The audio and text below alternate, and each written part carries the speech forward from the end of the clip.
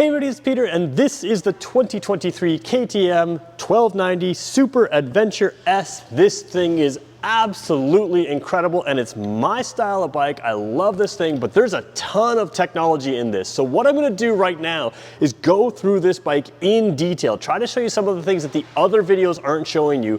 But there's probably no way I can do this in the time frame I want to do it in and give you every bit of information you want to know. So that's the awesome thing about filming here at McLean Sports. They give me complete access to their entire vehicle lineup, and if you have questions on this bike and I don't cover it in this video, they're going to allow me back to take out this bike again over and over again until you get all the questions you need answered right here. So I want to thank McLean Sports here in Fredericton, New Brunswick for giving me complete access. And if you are interested in this bike, do me a favor, hit the subscribe button, give this video a like, let McLean's know that, hey, you're watching this and this is valuable to you. And then I can keep making more videos. And like I said, if you have questions, that subscribe button is really important, because if you subscribe and let me know, I will get back to you. If I can't get back to you in the comment sections, I will definitely get back to you in a future video to make sure that we cover everything that we can on this bike. I'm gonna leave a few things out that I know about which kind of bug me, but I'm gonna give you the overview of this bike as best I can, including a lot of those in-depth details. So I do in-depth details all the time. That's kind of what this channel is. So that's what you're getting into. Let's get going with this review. So what is the KTM 1290 Super Adventure S? It's an adventure bike. Let's talk about what that means though, because adventure bike is just a category of bikes that can go on-road, it can tour, it can go off-road. They're kind of supposed to be do-everything bikes, but everything is different to every manufacturer and everything is different to every rider. So what does everything mean? Well, first of all, this is primarily an on-road bike. We'll get to the tires and that kind of thing, we'll show you that, but it can absolutely take those dirt roads, those gravel roads, those kinds of things, and you'll sort of see what I'm saying in here. Now you could certainly swap the tires out and make it more off-road. That's not a problem. There's other variants of this as well, but this one to me is a little bit more on-road focused, which I think really hits that sweet spot for a lot of people. The other thing that this adventure bike does is this 75-degree V-twin, so not a 90-degree V-twin like the V-Strom we did the other day, but that smaller, tighter V-twin. What this does is it makes 160 horsepower. That is absolutely crazy. It used to be superbike power at that kind of level. So what you get with this bike is a bike that absolutely has the power to do everything you need. High speed touring, no problem. Take a passenger, take yourself, no problem. Take all your gear, no problem. But it's not just the power. What's cool about this power is you could take this bike to a racetrack and embarrass superbikes. You may not be able to get down in the corners the same way they can, but you will blast out of the straights with all kinds of bikes. So this is a pretty cool bike because you could take it to the track, but really what that power does is it allows you to have the power you need to do absolutely everything you want. Most of us who buy adventure bikes, you know, we've done the roads around us kind of thing. We want to travel out further to see those cool roads. And a lot of that involves sort of major highways, and that's less fun. Well, this bike has an advanced smart cruise control system. We're going to talk about that. It's got adjustable suspension. We're going to talk about that. It's got a whole bunch of features, including riding modes. So the riding modes, when we talk about riding modes, there's a sport mode, which gives you 160 horsepower in this. Lets the full power out. Then there's the street mode, which still gives you that 160 horsepower, but some people will find it doesn't feel like that off the gun, and that's because you have electronic throttle here, so it's a fully drive-by-wire bike, and what that does is allow it to really customize what you do with your wrist. Everything can sort of pre-react. It doesn't wait to react like a cable system, so it pre-reacts to what you want to do. Now that street mode, still 160 horsepower. So 160 in sport mode, 160 in street mode. The rain mode drops us down to 100 horsepower, which is still a lot, but that works with the traction control, a stability control assist. It has cornering ABS. All of these things we're going to talk about in this video, which make this bike really easy to ride. The other thing that's pretty cool about it, we're going to sit across it right now, but you've got the tank here, which really allows the fuel to sit low. For the size of this bike, and we all talk about these big adventure bikes, they're kind of intimidating. For the size of this bike, it feels much lighter to me as you're sitting across it. Now it's still tall because it needs to be, it's going to go off-road and that kind of thing. So let's move the camera back. Let me show you what it's like to sit across it, and then we'll start digging in from the front to back, some of the details, including how the technology actually works, not just what it's called. And I think that's where some of the videos sort of fall short. They talk about, you know, what it is, and you don't really get a sense of how it's going to benefit you on the ride. That's what I'm going to try to get into in this video. Okay, one of the things you're gonna find if you're looking at an adventure bike, they're tall. I'm relatively tall, about 6 feet tall. Don't remember my exact inseam, but you know, proportionate-ish. This seat is adjustable and it is also very cushy and comfortable. So it feels firm when you sit on it, but you can see it's got a lot of give in it. And what that does is as you're going over rough terrain, it's going to give you that cush that you need over rough terrain. So let's swing a leg across here. Again, for a big bike, it's not that heavy. I am slightly tippy-toed with the seat, I believe in the upper position here, but again, very controllable. It doesn't feel intimidating to me at all to sit on top of this. Obviously, you've got good wind protection up here. And the other thing to remember with adventure bikes is once you get that fuel down low in a very large fuel tank, a lot of what's up high is just plastic bodywork. It's not heavy components. So if they do a good job like KTM does of keeping the major components low, your center of gravity is low, and it feels very easy to control. The other thing that's great about adventure bikes is the riding position. You can see here, my leg is really comfortable. I've got room to kind of move around. I'm not locked in by the tank, but you do have great bodywork that keeps you out of the wind. So you've got no real issues with wind. Now, what happens on a bike like this with the big windshield that is adjustable, you can move it here with your left hand or with your right hand by twisting this area here. But what happens on adventure bikes with all this wind protection is you can get hot. So what's cool about this is they have a sort of split radiator idea. And what that does is it allows the heat to come out and around your body. So on the really hot days, you're not facing the heat of the engine coming across your body. It's directed around you, and that means you have all-day riding comfort. And that's really what this bike is about. All-day riding comfort along with go anywhere capability. So let's start at the front. Let's start digging into some of the technology in this bike. We'll work our way through. We're going to come to the dash, which is really impressive. It is also a slightly adjustable dash. You can sort of adjust it a tiny bit for glare. And I mean the angle of it a tiny bit. So if you have a little bit of glare on there, it is a little bit adjustable there. So if you're stuck on that long highway with just the sun hitting the right spot, you can move it. The display on this is amazing. There's lots of stuff in there. But again, let's start at the front, work our way back, work our way over to the dash, and we'll tell you what this bike is all about. All right, if you've seen my videos before, you'll hear me talking about how you can always tell what a bike is all about by looking at the front tire, at least the intended purpose. This is where the manufacturers kind of show you what they've designed it for. So as I said, this is a little bit more of an on-road bike. Now it is the, the Terra Force tires here. So they are, a little bit adventure-y like. There's no question that it can go off the beaten track, off the main roads.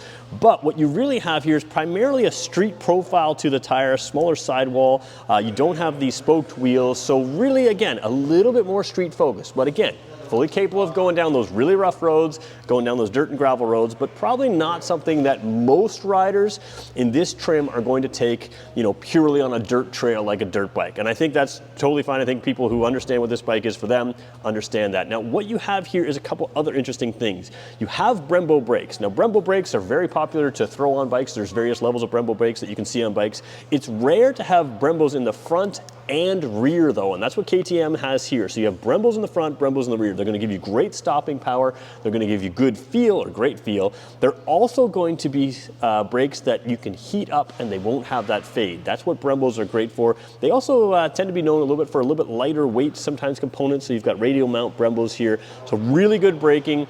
And again, you have ABS and you have cornering ABS, which means a computer system can sense the angle of the bike and you could grab a fistful of front brake in a corner. Now, I don't say try this, but the idea is you can grab a fistful of front brake and the bike will attempt to adapt. So it does try to adapt itself to not give the too much pressure to have you have a problem. So again, good riding skill is still important, but if you mess up, the bike is going to do everything it can to try to catch you. So not just ABS in a straight line, it understands where you're leaning and it's going to adapt that brake pressure to make sure that you're not going down, or at least to assist you to make sure you don't go down. So now what we have is the suspension up here. Suspension on a dirt bike and an adventure bike is often right side up suspension. On a sport bike, it's often upside down. So you have that upside down suspension here. So what that means is, the inverted sort of forks here. In theory, that gives you less unsprung weight. It gives you more stiffness up top. All of those things are good for a sporty ride and for a adventure ride. What's cool about this is they have what's called the semi-adaptive suspension. So let's talk about that really quickly. So when you get into a bike with semi-adaptive suspension, it tends to give you a whole bunch of control to allow you to customize it and make it your own. And for some of us, that can be intimidating. I just want to have something simple. So let's talk about what it is and how it actually works for you. If you want to play with all the features, again, that's probably going to go into a second video on this bike, but the basics are pretty simple.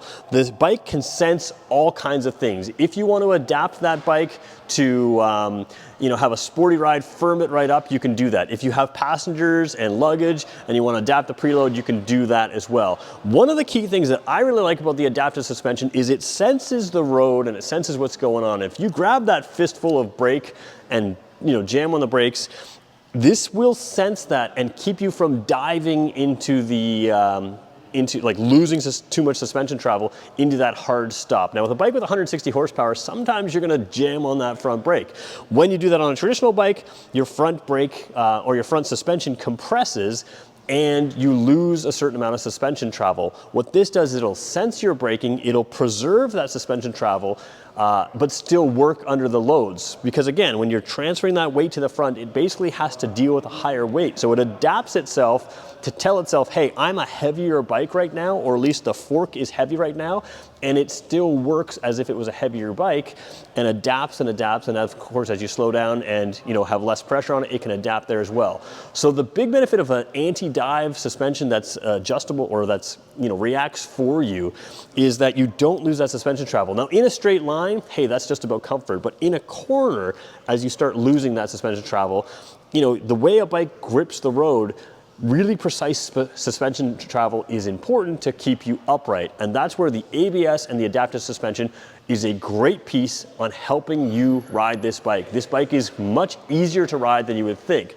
Now, that's just what it does for you without you having to do anything. If you have it in sport mode or street mode or in rain mode, it can be a different setting. And again, you can adjust that all up yourself. Like I said, we'll probably dig into how to do that in a future video, but that's one of the key pieces to an adaptive suspension is it does some work for you to make it easier to ride. Because one of the key pieces in staying upright is making sure your wheel is always in contact with the ground and making sure that whether you're on an angle or upright, it really does a good job of dealing with the compression forces of acceleration, of braking, and all those different kinds of things.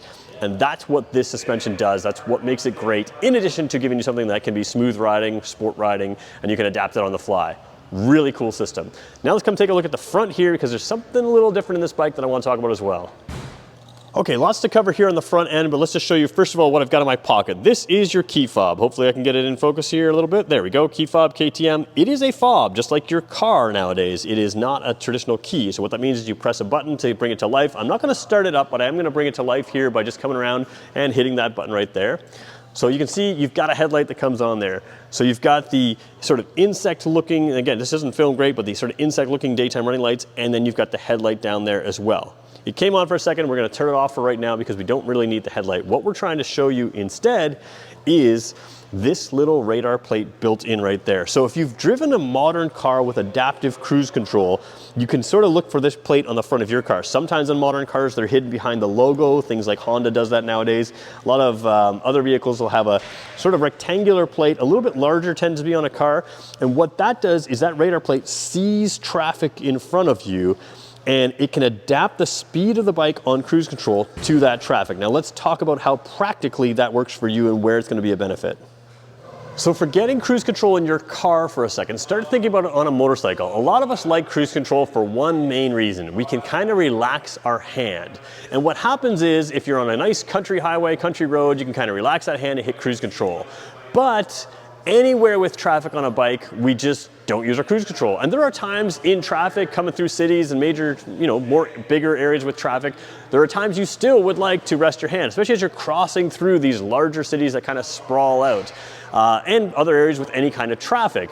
So what the Smart Cruise Control does for you here is this radar plate is going to see a vehicle in front of you, and you can adapt how closely you want this bike to be.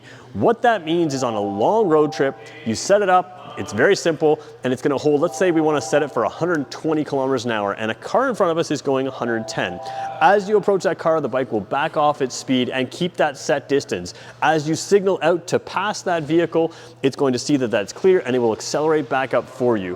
What that means is you just have to hang on for the ride. Now, you can cancel at any time. It's very simple to work, but I think what people don't realize is there are all kinds of times where we get tired riding in traffic, and this bike takes some of that tiredness away, some of that focus of, exactly the throttle, exactly getting, real smooth on the throttle. This can do that in light amounts of traffic, even in busy amounts of traffic. And for me, I know in my car with an adaptive cruise control, I started using it in stop and go traffic all the time. I started using it in busy areas that I never used to use cruise control, and it's the same thing with a bike. It feels very safe, it feels very in control. It's something that doesn't take a lot of getting used to, but it does allow you to have a little bit less stress on that longer ride, and that's a real key piece to having that smart cruise control with that radar plate. So that radar plate's important. So taking a look at the heart of this bike, we're not gonna go too much into the engine. I think there's good information online. If you want that in a future video, absolutely let me know. But you have a little bit narrower of a V than a typical 90-degree V twin. This is a really strong motor, 160 horsepower, really popular thing with KTM. They're really proud of it, and they should be. A lot of components in here are just ultra smooth, ultra hard, long service intervals, all of that stuff is what you want. Again, that's probably a whole other video. What I wanna focus on is the compactness of it all. It's just a V twin, so it's a smaller engine. It's not like it's a 4-cylinder across, so it makes for a little bit narrower of a ride. And then your suspension, everything in here is forward and low. That's what they do on sport bikes to give you that low center of gravity, that really good handling features. And that's all built into here. So it's a very compact system of a big, powerful engine, good suspension in here as well, all tucked in close. You do have larger foot pegs here with the rubber insert that you could slip out and have the teeth around there. Let me just see if I can get them on camera there. We'll zoom in a little bit for you here. We'll just jump right in. So you can see that it's got the rubber insert with the teeth around there. Now you could take this rubber insert out if you're doing a ton of off-roading and have those teeth into your boots, but the rubber insert, of course, works for a little bit of vibration dampening. This isn't really a vibey bike. It's not really an issue, but again, it does give you that luxury feel. You've also got some areas up here. You can see the rear foot peg there. And then beyond the rear foot peg, let's just come out a little bit from this. Sorry, go out a little bit. And we'll take a look at what we've got over here. A little bit hard to see here, but you're already pre-set up for your bags here. So your rear foot peg there has this area to keep the bags off the body. And again, you've got the large exhaust here, but you've got the heat shield. All of that's gonna keep your passenger and all their stuff off of that heated area. And like I said, I don't know if you can see it that well, but this is all set up for your bags. Gives you a place to tie down various things, but also just sets it up for your bags, which is something that I think you would wanna add on a bike like this as you, adventure across the world. So as we talk about adventuring across the world, you can see a rear rack is, par for the course in these things. Of course, this one is, just like many of them, all pre-set up for different types of accessories. You do have some holes in here so you can tie down various things, but really it's set up primarily to add the proper accessories, proper top box, that kind of thing. I do want to show the seat here. It is a little bit darker in here. It's hard to show the detail here. A little bit of a, not a suede-y feel, but it's got a texture kind of feel to it. And you can see here a lot of sort of cushion that. Now, again, it feels firm when you put a lot of space on there, but if you hit bumps and you got that bony butt like me, you can have that real cush to it. So you've got a firm support, which is what you need for a long, comfortable ride, but over hard bumps, it's got a lot of cushion there that gives you, just sort of a good feel. It's a very, very comfortable bike, both driver's seat and passenger seat there, rider seat and passenger seat. The other cool thing is the hand grips here are a little different. They allow you to kind of just slide in from the front. Most of the time they come back and attach here. So again, just kind of a cool way to have something to grab onto with a little bit of flexibility for your passenger to grab onto.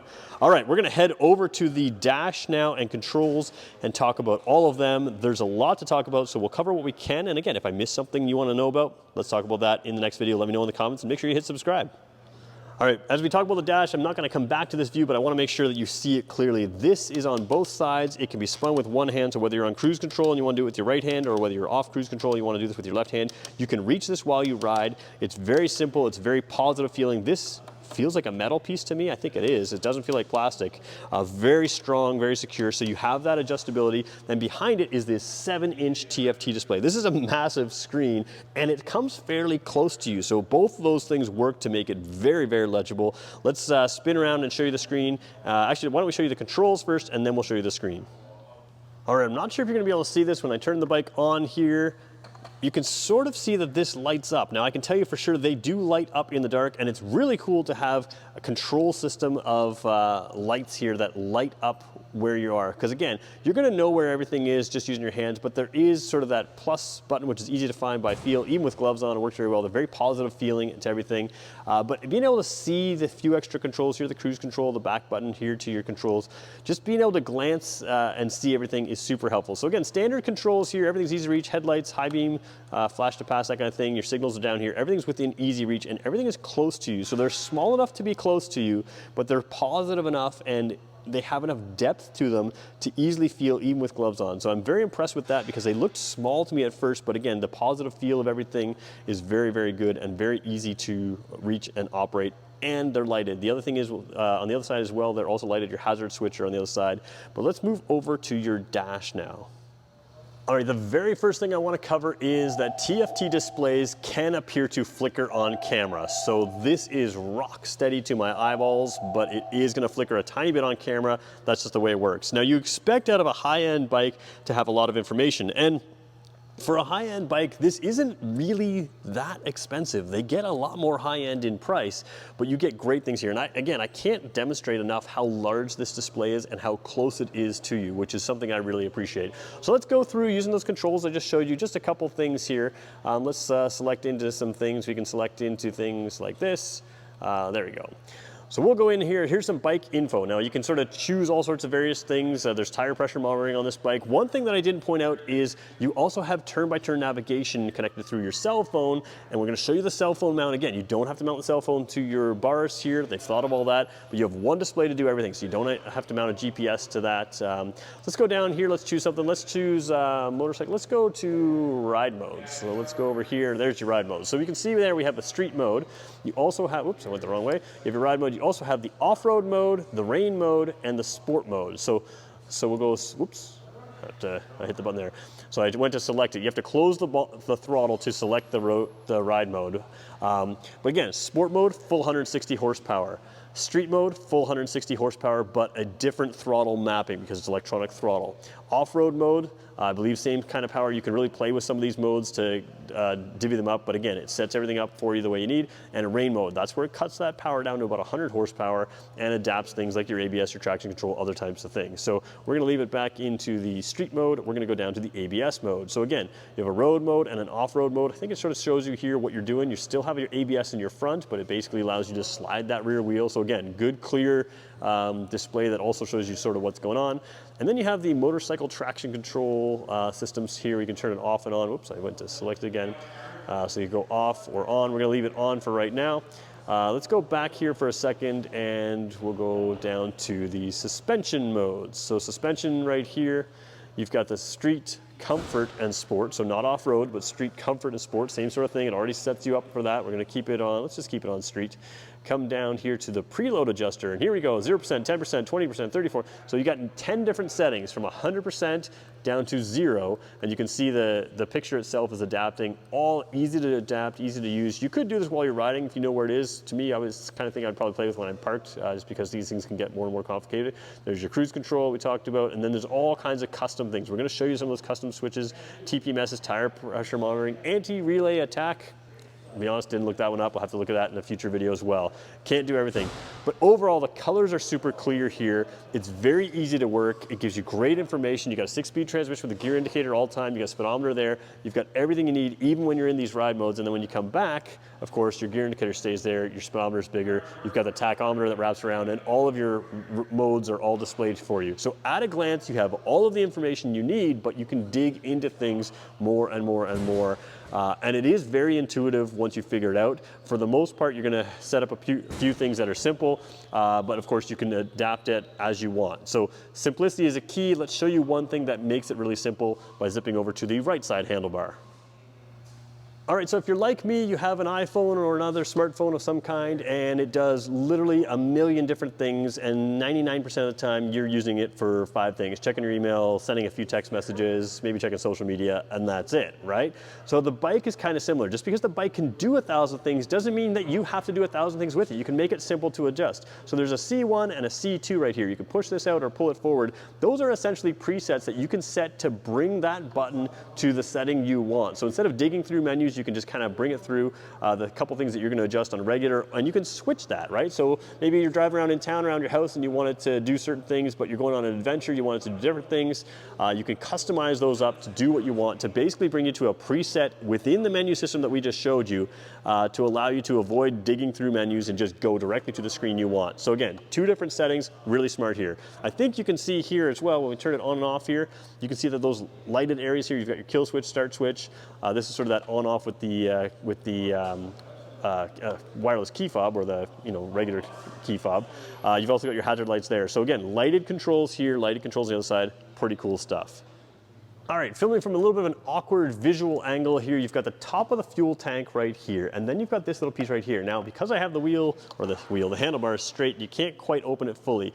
What this does is it can fit your cell phone in there, and there's a USB port on the far end of it, which means that you can plug your cell phone in there with the USB port, and of course, like I said, you have turn-by-turn navigation. You can connect your cell phone, things like phone calls coming through, you can see on your dash, so you only need one display to display everything you need. You've got the controls on the bike, and then you've also have the ability to move your cell phone there. If you want to mount things to the handlebar, you still have a round handlebar, not clip-ons there. You can see some of that electronic suspension attachments into the suspension there, but just ahead of that, underneath your display, is a 12-volt port, which you can put an extra device on there if you want to attach something onto your handlebars as well. So you don't really need a second screen, but if you want to, you've got the single screen that does everything and a good handlebar to mount things to. One thing I do want to point out, I'm not going to put it on right now because it's a slippery floor. This does have a center stand. It's easy to put it on the center stand. It's hard for me to get it off the center stand because the center stand has no grip on this smooth, slick floor here at McLean Sports. But it does have that. You can easily put it on. Some people are going to ask, is it chain drive or otherwise? Some people say it can't be chain drive on a touring bike. This one is chain drive. I think it's perfectly fine because, again, this is an adventure bike, and it does allow you to have some sport with that. Chain drive is going to give you that instant response. It doesn't lose any of that power with a chain compared to a shaft. It keeps it lighter, which to me is a big thing. This is a manageable bike, so if you need to do some chain maintenance on the road, you've got the center stand, you take a few things along the luggage, you can do that chain maintenance, not a problem. So let's talk about who this bike is for. Well, we talked about the V-Strom 650, which is that entry-level V-Strom. They've got an 800, they've also got a 1050 in the V-Strom lineup, and we talked about that being a do-everything bike. And it is in its class. What this is a true do-everything bike again. Now again, this is not something you're gonna take as off-road as some other models, just with the tires that are on this particular model. However, you can go down rough roads, you can go down gravel roads, dirt roads, but more importantly, you can go down anything that is paved, anywhere.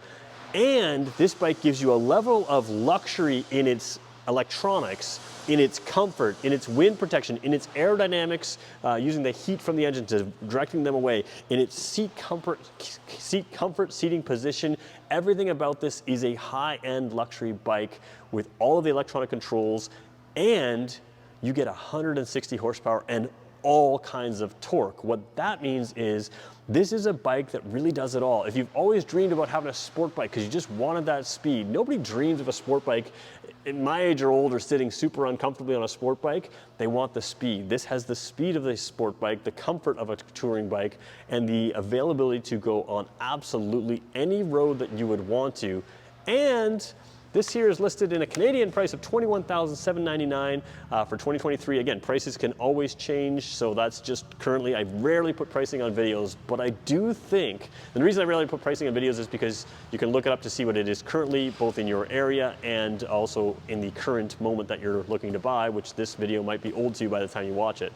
But the reason I think the pricing is important on this is you get a whole lot more for that price than you do in other bikes in this class. This is powerful, comfortable. It's got everything you could want. I can't see why you would want to spend more money than that to get virtually everything you want. I'm a massive fan of this style of bike, this type of bike, and what really impressed me is the overall manageability, the comfort of it.